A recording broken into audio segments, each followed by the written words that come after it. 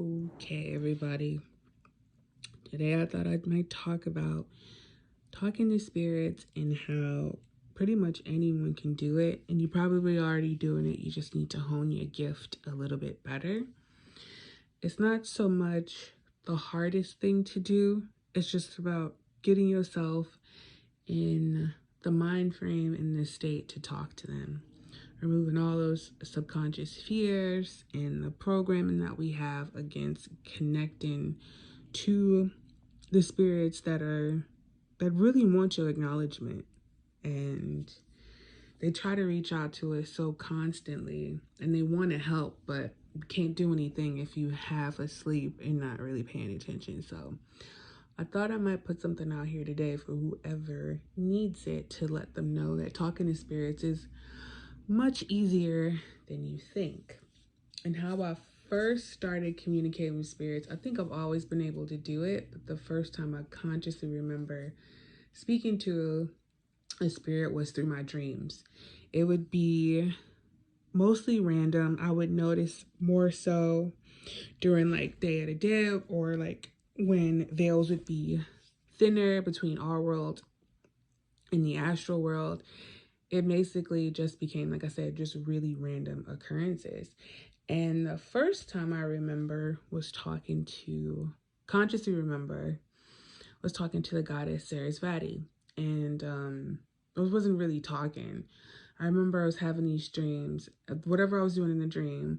I remember walking in the room and there she was, but she wasn't in, how we usually see her, pretty covered, but she was just wearing this white bathing suit and this bikini, and she was so beautiful.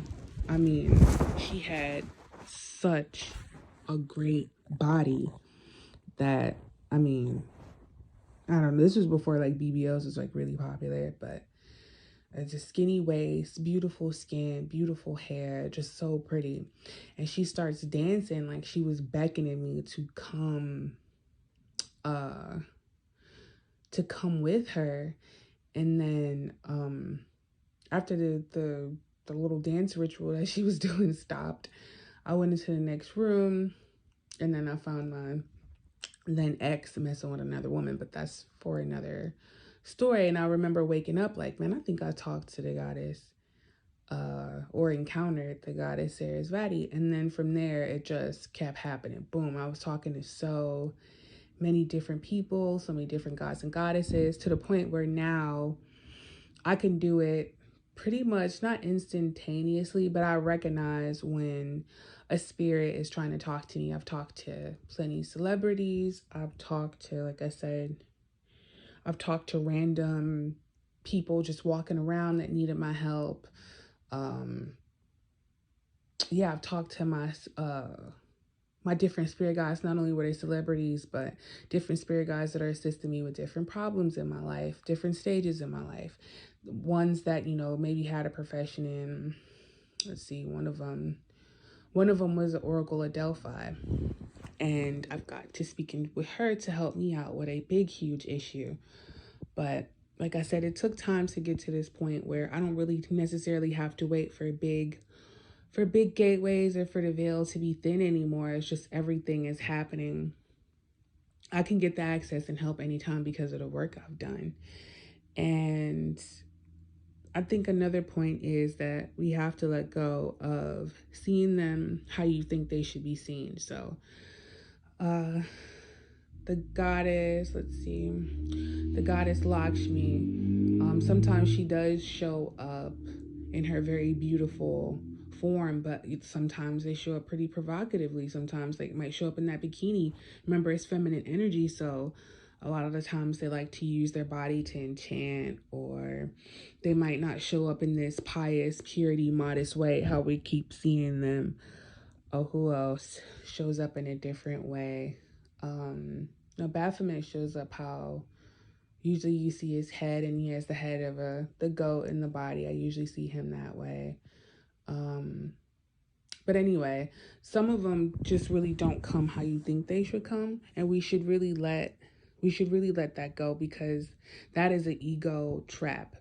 If it didn't show up this way, then it's not valid and it's not happening. And that's just not true. You got to remember, these people, the gods and goddesses, are just energy forms for us to tap into for where we come from. They're just a reflection of the higher faculties of our mind. So we always have to keep in mind that we should just let go of the shoulda, coulda, wouldas and let it just be. Open yourself up to that energy, you know.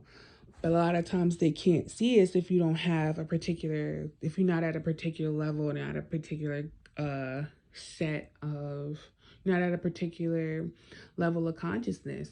Like I said, you wouldn't put a first grader in a fifth grade classroom and let them know to figure it out. That could happen over time, but really a 6-year-old with a group of 11-year-olds, it's not really going to work unless that person was exceptional and just had some part of their mind opened up. Usually it doesn't work like that. You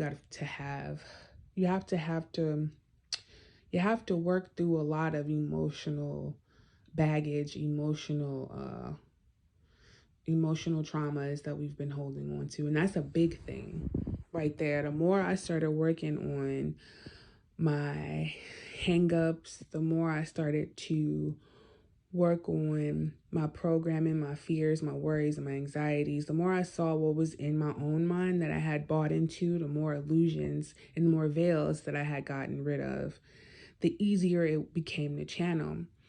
Because usually what you're using is your third eye to kind of see and to kind of hear. So usually you're going to be using your higher chakras to channel these deities and spirits.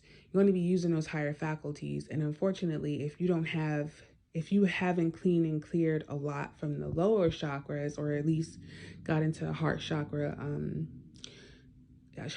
healing, you really can't get into hearing them as much. You might have random occurrences, but the more and more you start to deal with the programmings that you've been under and the fears that you still have, once you start releasing those, the easier the channels will come through. And you always have to remember to be in a relaxed state. Do whatever you can, man or woman, to get yourself in a state where you are completely relaxed. Because like I said, when I first started with the dreams, what could be more relaxed than you being asleep? I know a lot of people have trouble remembering those dreams, but that's just because you haven't relaxed your body enough to consciously remember your dreams. Everybody dreams every night. The problem is you don't remember them. So your nervous system is probably always on high. So I would suggest that something that really works for me, that I know when I take it every night, is the Super B complex. That really helps relax your nervous system. Taking Epsom salts baths, eating magnesium has really helped me relax my body every day. You might be really into drinking teas. What else could you do? Some people like to work out. Whatever it is that you need to do to relax your body, and in turn you will relax your mind, and then that way the channels come through a lot easier. And not only doing it for your channels, but to just have overall wellness. You know, who wants to be walking around in this state of fight or flight all the time? It doesn't feel good, and we need to learn how to relax more. Another tips and trick that you could do is ask the spirits to show themselves. So, like, I need to see concrete evidence that you are around me, or else I won't believe it. Show me a symbol of whatever you might choose. Show me a symbol of the dove. Show me a rabbit symbol. Show me, I don't know, if it was Lakshmi, show me a whole bunch of gold coins. Show me $100 bill. If it was Cernunnos, you're like, hey, show me an antler. Show me a reindeer. If it was Haiti, show me a black dog. Whatever it is that you need to do to communicate so you know that they're there. It doesn't have to be at the level where you could just sit down in meditation and they just come. Sometimes just simple as just asking a question, asking for the assistance to show me, and then just start sitting down and say, I don't know, Lakshmi, can you show me the mysteries of prosperity? And can you point me towards a book? Can you point me towards a video?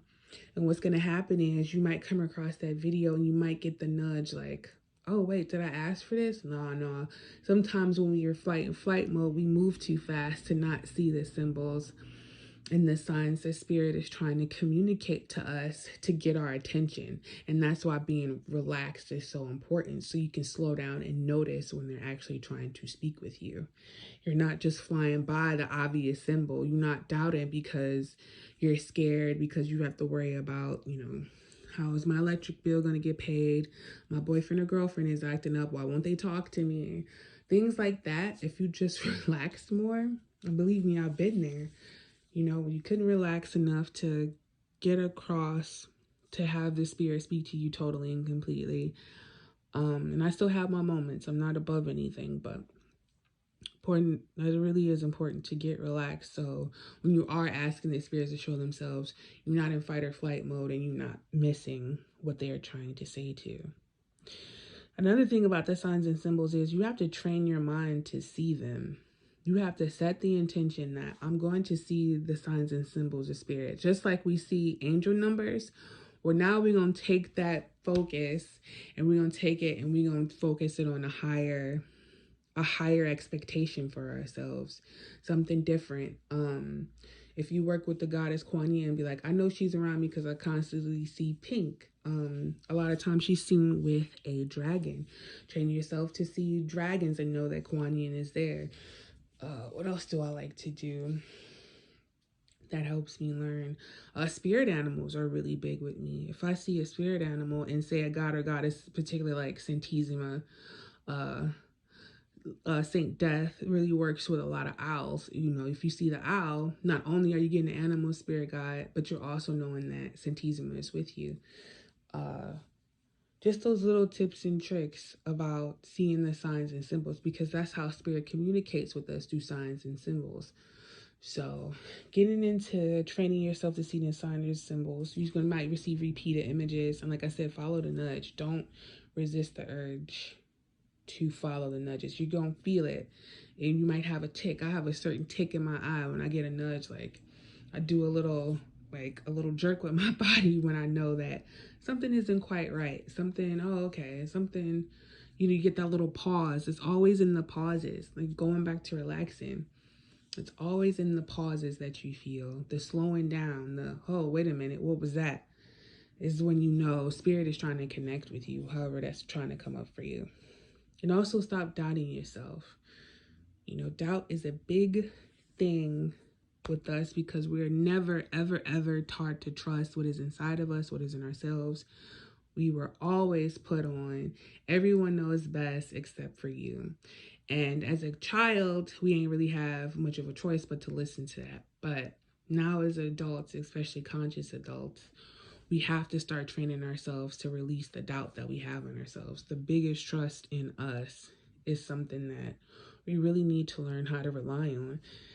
And like I said, again, this is all work. This is nothing that, it might come easier for some, but we still all have to put in the actual work and the techniques and the habits to make it all come together for us, to keep training muscles that we've let atrophied in us for so long. We have to keep up the exercises. We have to keep up the movement of all these things that we let lie dormant for so long, and things that we were taught to ignore. It's time to put it to good use. And I would say the last thing is don't be afraid to talk, or don't think you any less worthy to talk to a god or goddess. Remember,